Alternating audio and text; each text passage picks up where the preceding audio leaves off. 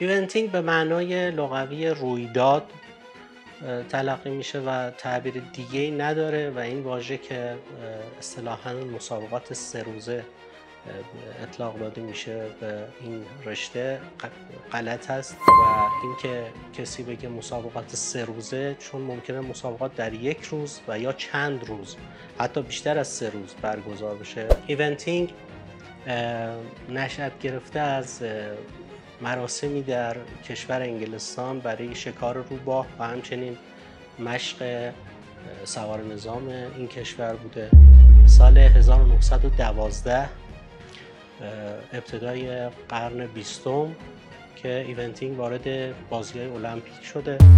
تا سال 1952 فقط آقایون حق شرکت در مسابقات ایونتینگ رو داشتن.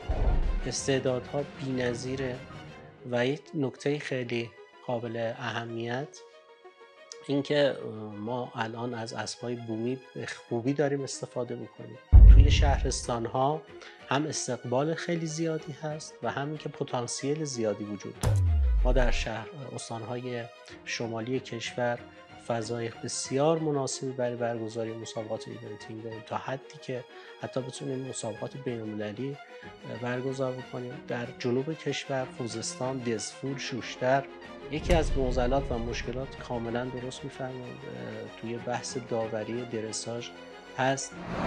من خواهش می‌کنم از دوستانی که در استان‌های مختلف ریاست هیئت‌های مختلف استان‌های کشور در خصوص ایونتینگ مقدار حساس‌تر باشند